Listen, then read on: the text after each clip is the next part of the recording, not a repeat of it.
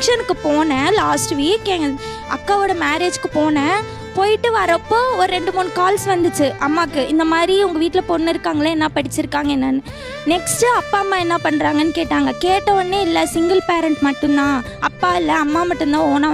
அதுக்கப்புறம் உடனே அந்த ஒரு 2 டேஸில் அந்த டாப்பிக்கே அவங்க எடுக்கவே கிடையாது. வரதட்சணை இருக்குன்றது ஒரு சைடு விட, ஒரு சிங்கிள் பேரண்டாக இருக்காங்க, இவங்க என்ன இவங்களால பண்ணிட முடியும், இவங்களால எதுவுமே பண்ண முடியாது. இதோட ஒரு 10 above, நான் சொல்ல போனால் 12லேயே என்ன மேரேஜ் பண்ணி வச்சுருப்பாங்க, இல்லைனா கொரோனாலேயே மேரேஜ் பண்ணி வச்சுருப்பாங்க. இந்த ஒரு ரீசனுக்காக இது வரைக்கும் யாருமே அதிகமாக ஸ்டெப் எடுக்கல. ஒரு ரிலேஷன் கூட இந்த மேரேஜ்க்காக சப்போர்ட் பண்ணவே மாட்டாங்க. ஸோ இப்படி இருக்கப்போ வரதட்சணை அவங்களால எப்படி கொடுக்க முடியும்?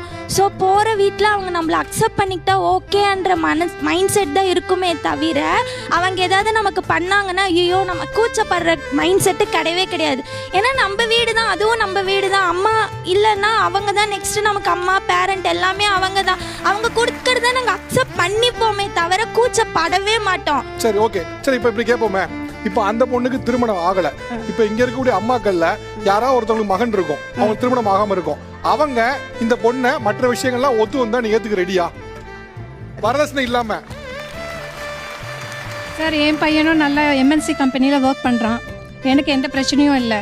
நானும் சிங்கிள் மதர் தான், வரதட்சணை எதுவுமே இல்லாமல் ஒன்றும் இல்லாமல் நான் பொண்ணை ஏற்றுக்கிறேன். 2 பேருக்கும் பிடிச்சி போயிட்டு அவங்க வாழ்க்கை நல்லபடியாக வாழ்ந்தால் போதும்.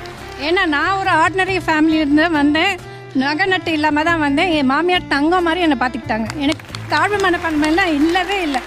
என்னை எங்கே போனாலும் கூட்டிகிட்டு போவாங்க சார். என் மருமகன் பெருமையாக சொல்லுவாங்க. உங்களுக்கு பதில் இவங்க தாமா, அப்படிலாம் தாழ்வு மனப்பான்மை வராது. நம்ம நல்லா நடத்துனா தாழ்வு மனப்பான்மை வராது. ஓகே, இந்த பொண்ணுகிட்ட நீங்கள் ஏதாவது கேட்க விரும்புறீங்களா? உன் பேர் என்னம்மா? சுஷ்மிதா. சார் என் ஃபோன் நம்பரை ஷேர் பண்ணி என் பையன் ஃபோட்டோவை கொடுக்குறேன், பிடிச்சிருந்தா சொல்லு. ஆக்சுவலாக பக்கத்தில் இருக்க அம்மா தானே? ஃபர்ஸ்ட் ஆஃப் ஆல் இவங்க தான் எங்கள் அம்மா. உங்கள் பொண்ணு மட்டும் வேணாம், நீங்களும் வாங்க, அக்கா தங்கச்சி மாதிரி இருக்கலாம்.